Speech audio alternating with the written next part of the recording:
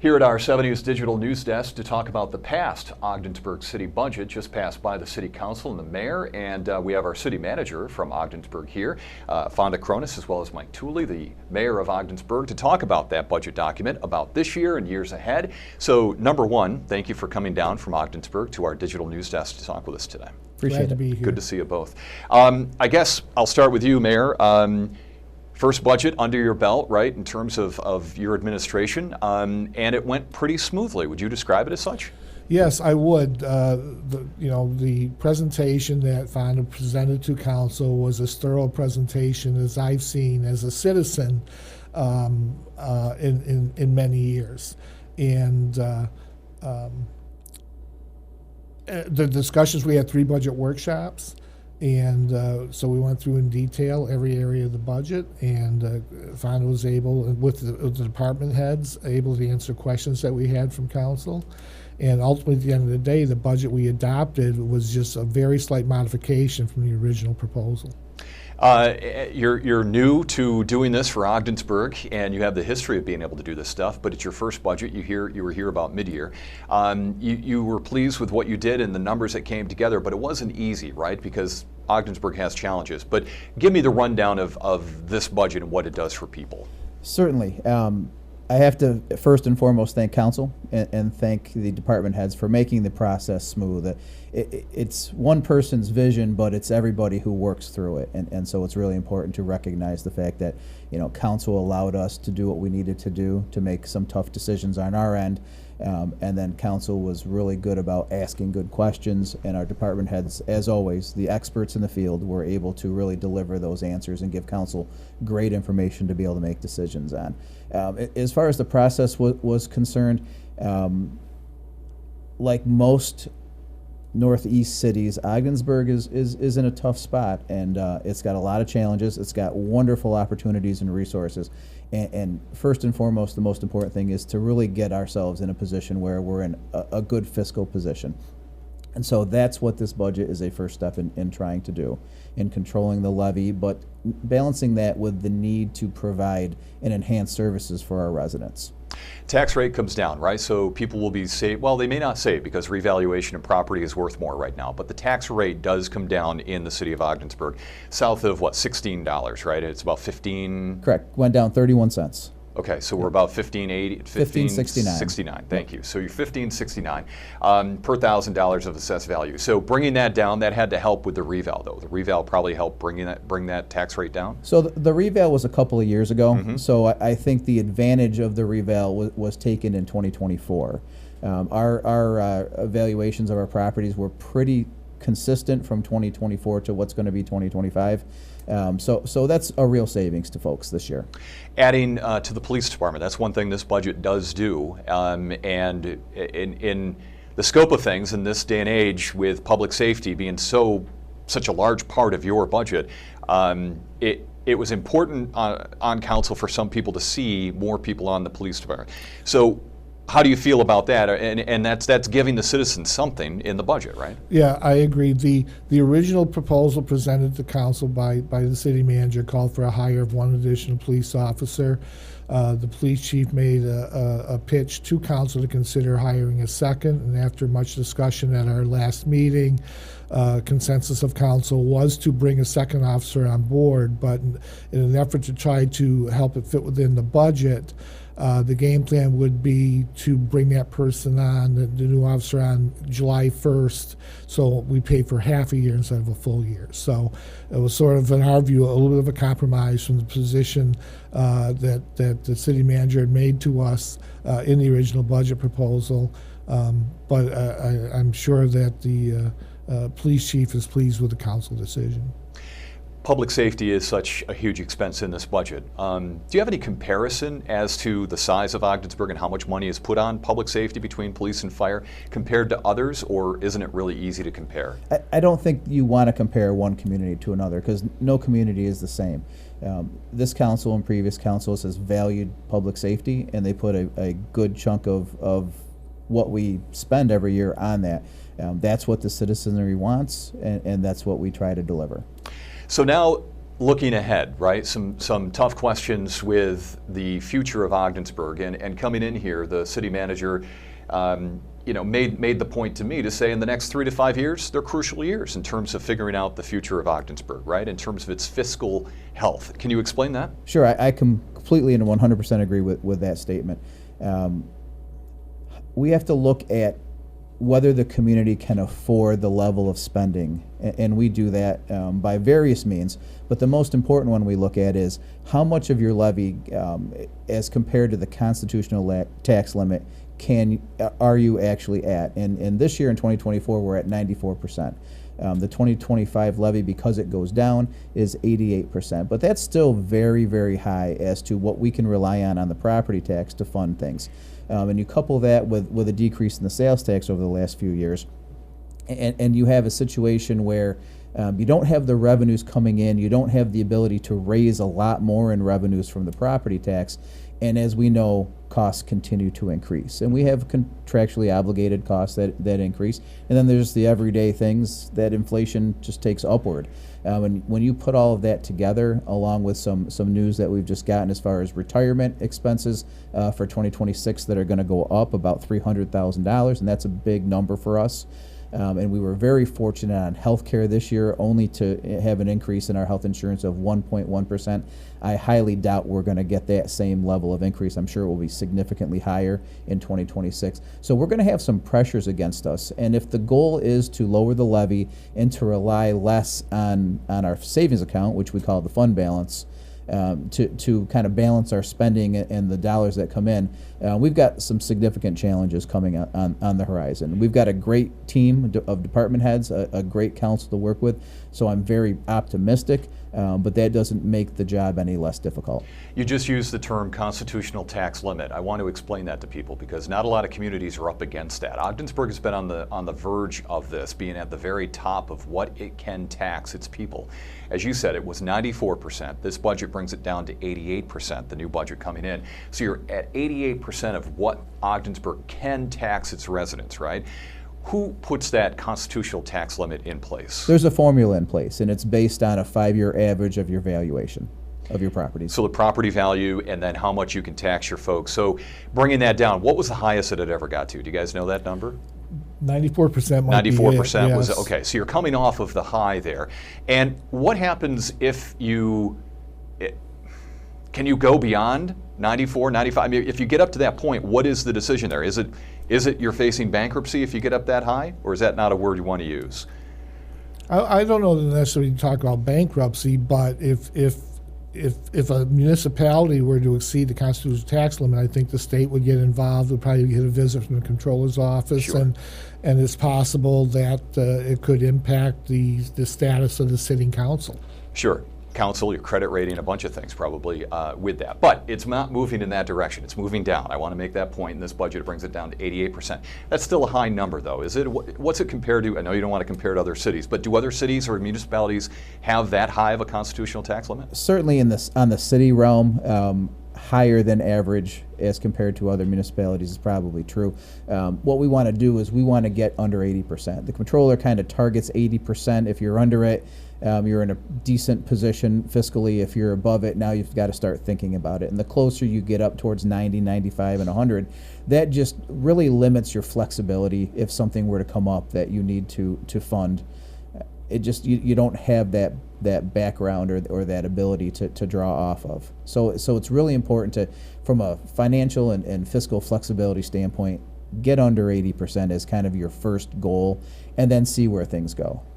Mayor, the city manager said, to quote, that the city can't afford itself. He said that when we first got together here, and he just kind of explained that. And so the next few years are crucial, right? And so you're at the helm. You're in the mayor's seat. Are you nervous about that? Are you confident that you'll be able to meet this challenge? I'm confident we'll have good discussions as we go forward between council and city manager and the department heads, but certainly we'll want input from our citizens as these discussions ensue. Because we could have challenges in regards to the level of services that we're able to provide. We have to make some difficult choices. Certainly not prepared to talk about any of those ideas yet because we haven't had any conversation yet. But But as Fonda said, we're probably can't afford the level of service that we're offering right now in the long term. And so what are the services that the city provides in the budget? And you're not targeting any of them now, I understand that. But when we say that the level of service right now, what do people in Ogdensburg get for their tax dollars? What are some of those services, whomever wants to? Sure, Sure. I'll start that. Obviously, we talked very extensively about public safety, right? So we have a paid fire service, we have paid police, we have a code enforcement office, and we pay for animal control. So those are some things on the public safety side. Then you morph over and you talk about, well, there's the DPW department, and it's plowing snow, taking care of our sidewalks, our streets, whether they be paving or repairing them. And all of the infrastructure that goes along with it. We provide water, we provide sewer service to all of our residents, and then there's kind of what I call the city hall services, right? So you walk into city hall and you go in and you meet with the city clerk that we just talked about, and you can get your vital records there. We have a planning office that will help you navigate if you're thinking about building a business or buying a property, or changing some things, or adding to your facility. Our planning office will help you work through some of those things. And then there's the whole back office part of it, the administrative part of it, where we administer our grants, where we work with other agencies, whether it be federal, state, or even on the municipal level. And all of these different services have some different layers to it, right? When we think about the big services like water and sewer, there's lots to all of that, and the different components that make all of that happen. So there's a lot of things in the background that residents don't see, but they kind of make the clock tick, if you will. Yeah, and a lot of that stuff is important for a city to run. All that back office stuff, very important, and all the public safety, very important. And Ogdensburg, and correct me if I'm wrong, is running fairly lean, right? I mean, it's not like there's a ton of extra in Ogdensburg to look. So when you say tough decisions, that's it, right? I mean, they really will be some very difficult decisions, because where do you go? I'd say in the last 2 to 3 years, with some of the reduction in staffing at City Hall, there's been a lot of pressure and strain put on our staff. People have to take on additional work and wear additional hats, and we're providing some relief in the 2025 budget to address a couple of those areas. But again, longer term going forward, if we're to achieve our goal of a truly balanced budget with a reduction in the levy in each of the next 4 years, while maintaining a fund balance that's going to be targeted at 20% of budget, so we have a sufficient safety net. Without a significant increase in revenue, and we really don't see that on the horizon, the expense side is where we're going to have to find the cuts needed to maintain balance. And that's the other side of the teeter-totter. If you can't deal with the expenses, you try to grow your revenue. And so what are some ideas that City Council, or as the city manager, have you guys been thinking about with bringing in more sales tax? That's a big revenue for you. Sure. Or if you bring in a new business or redevelop a property, you have a lot of that going on in the city, right? The demolition of the cheese plant, you have some other action happening. So you're trying for that, but kind of give us a scope as to where are some areas that the city could grow and help bring in more revenue. Certainly the long-term play here is developing the city's local economy. There's no question about that. We are in the midst of a downtown revitalization initiative, a DRI grant process that we've moved forward on, and we're very hopeful for that. But really putting everything together from soup to nuts, right? From zoning to the support that the city staff can give, so we can grow business and attract people to come in and spend their dollars here to grow sales tax. Sales tax is what will save the city and be able to have us continue, but it's a longer term play. So the short term play is to get expenses at a certain level, and then grow them as the community grows. Mm-hmm. Yeah, what's your vision there, Mayor? Because you've had the fishing tournaments, you're growing in that, right? And along the waterfront, such a gorgeous area to have the St. Lawrence River right there. So many great things. You just have to use them in the right way, find a way to grow. What's your vision with that? What do you see? Just to speak a bit about the sales tax, we're starting to see some improvement, increases in the sales tax revenue. I think in part because we're seeing more Canadian traffic now that COVID has disappeared, at least in terms of impacting the economy. restrictions. Yes. Yeah, okay. We had budgeted $2.6 million for sales tax revenue in the current year. Projection is somewhere in the area of 2.9 is what we're going to receive, so that's what we budgeted for next year. But in terms of growth, yes, what we call our Marina District, there's been ongoing development in that area, and that's a focus of our DRI grant application, that we feel good about the application that we've submitted. But we also have opportunities that could be developing along the St. Lawrence. We have the properties, the former Diamond National Plant, Shade Roller, those are ready for marketing. The old oil tank farm, whatever, if that can get remediated, there's land there for development. And then, with the raising of the buildings at the psychiatric center, not sure how the state's going to deal with the making land available once those buildings are raised. But but there's opportunities in those areas for economic growth. Any vision for that, for the psych center? I mean, of course, you don't know who's going to end up with the property, right? Have you had discussions to figure that out, or at least throw your hat into the Albany ring to say, hey, we'd like to have that, so the city can help bring in some more development? Yeah, I'm not aware of any discussions at this point. Nothing as of yet, but I know that all of the partners, regional and statewide, will work together to figure out what the best plan is going to be. And Mayor, you've been in Ogdensburg for some time. Seeing those buildings come down, give me your reaction, because that's a long time coming. Long time coming, and again, for many years I was a major employer in the city, and so as those services have moved out of those buildings and seeing those historic buildings, crumble the way they have, and to the point where there is no other choice but to level those buildings, is certainly sad to see. I know trying to make use of some of the sandstone that's there. The Village of Potsdam is interested in pursuing acquiring some of the Potsdam sandstone that was used in the buildings, and we might have a need for possible use of some of the sandstone as well with our state armory if it should ever need repair. Mm-hmm. So, but yeah, in terms of those buildings, there's a lot of history there.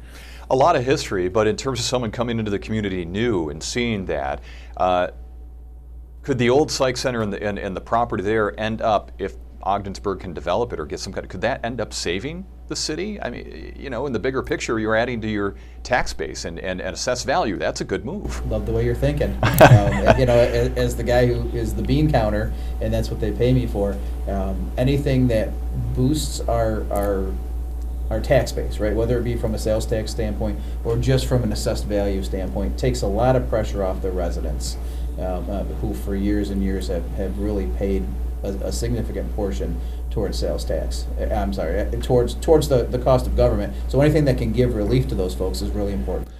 And then at the state level, certainly Governor Hochul's made the emphasis of housing and development of housing across the state an important aspect of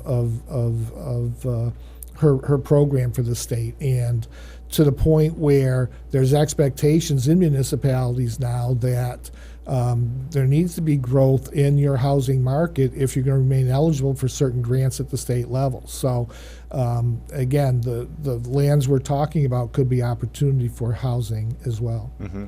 And then what about luring in employment, right? Because that's something you want to do too, because if you have employers, you have more people living in your city, right? Is that what's happening in that aspect? So we are in a unique position where the cost of business in Ogdensburg is fairly reasonable. And then you factor in how remote work can really be done these days. So it's a completely unique circumstance now than it was even 5 years ago. So I think we're all trying to leverage that and figure out where the sweet spot is on this. So we encourage people to come to Ogdensburg and look at some of the fantastic values that there are, whether it be to bring your business in or bring your household, your family in. It's a great place. The school district is top notch for families. Some of the properties are unbelievable and very reasonably priced. And if you're looking to bring in a business, very affordable to be able to do. And actually the city is very easy to do business with. despite what some people would tell you, if you do comparisons, it's the hometown touch, if you will. What is the percentage of land that isn't taxable?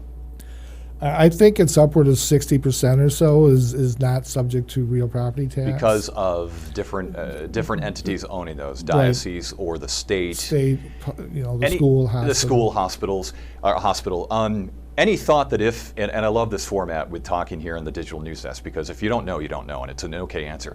But if when the state property at the Psych Center comes back on board, and whoever owns it, what does that cut that 60% back to? Do you know how much that makes up of your untaxable land? I don't know that. 'Cause it's a big chunk, right? But any bit helps. Sure. But that's Yeah. a pretty good parcel, so it's certainly going to bring a decent chunk back, like you say. Yeah, if it brought in housing or something, it would just add to your tax base, and then clearly, more people putting money into the pot, that helps for everything. You're hoping by 2027, I think I heard you say, to have a balanced budget. Maybe it was the mayor that said that. Your hope is that the target date for 2027 where you're not? And what do you mean by balance? Not pulling in from your savings Right, account? where our budget has total revenue equal total expenditure without the use of fund balance. How challenging is that going to be? I'm going to say that'll be a challenge.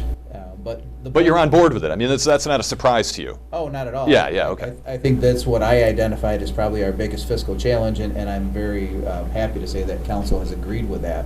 The road is going to be long, windy, and full of potholes.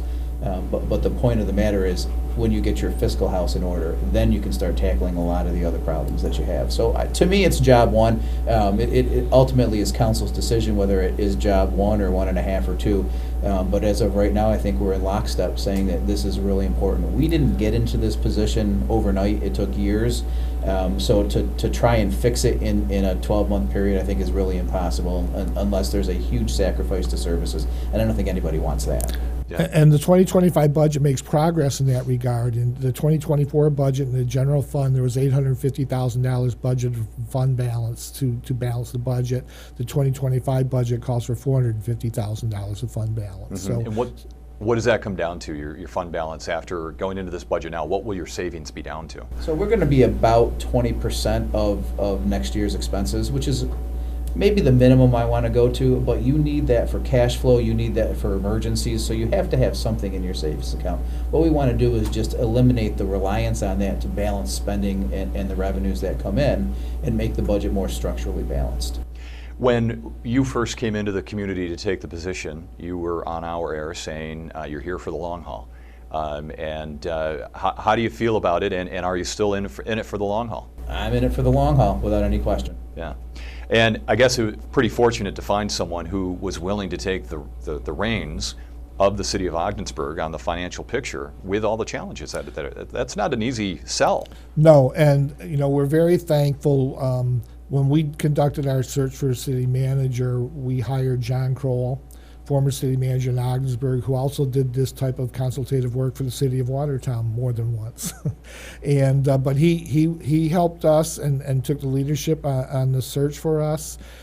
So we were fortunate. We had many candidates to look at. We went through our interview process, and we felt strongly at the end of the day that Fonda was our best candidate. And fortunately, we were able to have good conversations with Fonda to the point where he accepted our job offer. And I think it speaks to his investment in the city in the long term that it didn't take long from the start date of July 1st to him to establish residence in the city. I'm going to have you both just kind of give me a wrap up as to what you want residents to know with where Ogdensburg is going, but I did miss one question, and it may not be an easy one, but the tax rate in Ogdensburg, $15.68, I think is what you said, right? So $15.68 per thousand, down from the 16. But if you look at other communities, like I know you don't want to compare, but if you look at Watertown, it's like $8 or $9. That's a big difference, right? So why is it almost double in terms of a tax rate for property taxes in Ogdensburg? And does that make it difficult to say to people, come and live in the city? I think on the surface, all of that is correct, but you have to dig deeper into it. And I haven't done an analysis comparing Watertown and Ogdensburg, but my initial gut tells me that the fact that we have so many properties on the rolls that just aren't taxable, probably does drive that number Yeah, up. it's such a challenge. It is a challenge, but it is reality. Those are the cards that we're dealt, and so what we have to do is be smarter than the problem and figure it out. So give me your message to the community after this budget and what it does for people and where Ogdensburg is going. So your final thoughts here today. Yes, well, I do think the 2025 budget is a first step toward trying to establish fiscal stability in Ogdensburg in the long term. I think our focus is on economic development. You know, the fact that we have an economic developer budgeted for hire for next year speaks to our goal to make that a major focus. And but again, as we get our fiscal house in order, there's going to be some difficult decisions, and certainly we want our citizenry involved in those discussions with council and management. Same question. In early 2025, we're going to be looking at each department and every service that we deliver and trying to put some cost numbers on that so that when we start having these discussions, we want to do this in public session, so that when we have these discussions, people can understand what the city provides, how much it costs, and so when it comes time to have those conversations, the groundwork will be done already. That was my phone going off. I apologize. You both have optimism, which is good to see because I don't think that, well, I don't know if I know it firsthand, but the optimism is good to see. Do you feel that at Ogdensburg, that it's moving in the right direction? I do. I think since the current city council came in this standing this past January 1st, I think we've established a calmness, I'm going to say, in our meetings. People feel comfortable now and be able to come to us and speak to us at a public meeting and not be fearful that they might be criticized about it either at that meeting or the next day in social media. I think we've taken that out of the equation, so I think people have responded to that well. It helps personally that I'm retired as the mayor because I can be at City Hall a couple hours a day most mornings, and people have noticed the doors open. I bet you it's more. And this has not been and not to criticize prior mayors because they have business people or employees, whatever, that are working 9 to 5. But the fact that I'm not, when the snow's on the ground, I try to be there every day. And when the snow's not on the ground, there might be a couple mornings I'm on the golf course. But at least 3 mornings a week, maybe from 9 to 11, 9 to 12, the doors open and people, I'm glad people have taken the time to stop in to say hello or if they have a concern to voice it to me. Yeah, anyone that steps up to run for council or for the mayor's chair, I mean, they're all doing it for the right reason. I agree, yes. And it's not an easy thing to do, and the paycheck isn't there for you. And the final thing, you talked about transparency. You want to do things in open session. I think the community appreciates that, don't you think? I would think so, and I would hope so. And we want community input. What we do is for our residents. And the more input we have, the more we understand what they're looking for, and the easier it makes us in at least knowing what our direction is forward. Every challenge to me is an opportunity to knock it out of the park.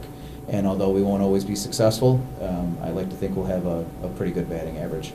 Good deal. And just a final comment with regards to the 2025 budget, it does include a modest budget amount for a program we're calling Coffee with the City, where the goal will be at different times of the year to invite the community into City Hall chambers to meet with members of our DPW staff or meet with our code enforcement people and get a feel for what they do in their offices and a chance to ask questions of our staff. So again, an attempt for outreach to get our citizens involved, but also to make ourselves available.